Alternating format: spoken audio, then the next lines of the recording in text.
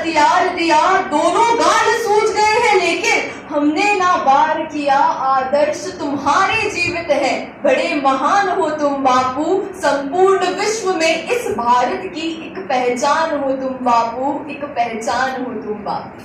हिंदी के प्रति महात्मा गांधी का अनुराग गहरा था। उनका कहना था कि हृदय हृदय से बातचीत करता है और हिंदी हृदय की भाषा है।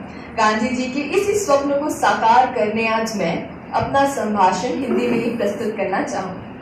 महात्मा गांधी आज भी उतने ही प्रासंगिक हैं जितने उस समय हुआ करते थे। भले ही 30 जनवरी 1948 की शाम की प्रार्थना सभा के दौरान बिरला हाउस में नाथूराम गोडसे की गोली ने महात्मा गांधी के शरीर की हत्या कर दी हो, लेकिन आज भी उनकी अजर अमर देवतुल्य आत्मा भारत और भारतवासियों को अपनी आत्मीयता का एहसास कराती है। ऐसे समय में जब पूरे विश्व में हिंसा का माहौल है, आतंकवाद अपने पैर पसार चुका है और मानवता खतरे में है, तो विश्व को यह महसूस करना होगा कि गांधी के दिखाए मार्ग पर चलकर ही हम खुद को नैराश्य, द्वेष और प्रतिहिंसा जैसी भावनाओं से बचा सकते हैं। गांधी जी ने कभी भी किसी नए दर्शन का विकास नहीं किया, लेकिन कोई भी ऐसा पहलू नहीं था जिस पर उन्होंने अपने विचार व्यक्त न किए हों। चाहे वह सामाजिक पहलू हो या आर्थिक, ऐतिहासिक पहलू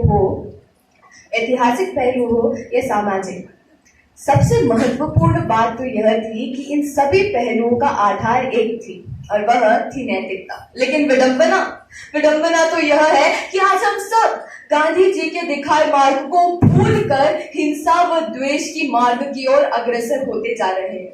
हिंसा भरे इस वैश्विक माहौल में गांधी जी के विचारों की ग्राह्यता बढ़ती जा रही है। वो अंग्रेज जिन्होंने महात्मा गांधी के अहिंसात्मक आचरण को चुनौती दी, आज वो अंग्रेज भी अहिंसा की बातें करने लगे हैं। वैश्विक नेताओं ने भी महात्मा गांधी के सिद्धांतों को अपनाया।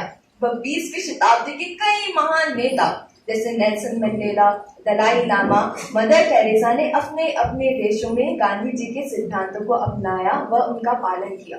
मार्टिन लूथर का कहना था कि ईसा मसीह ने लक्ष्य दिया और गांधी जी ने उन्हें प्राप्त करने के तरीके बताए। गांधी जी का कहना था कि जब तक समाज में विषमता रहेगी तब तक हिंसा भी रहेगी। अगर हमें हिंसा को खत्म करना है तो हमें विषमता को भी खत्म करना होगा। अंत में मैं यही कहना चाहूंगी, अहिंसा का मार्ग दिखाया, विश्व में भारत का नाम बढ़ाया, विश्व शांति दूत बनकर तुमने हमें हथियारों के बिना जीतना सिखाया। धन्यवाद।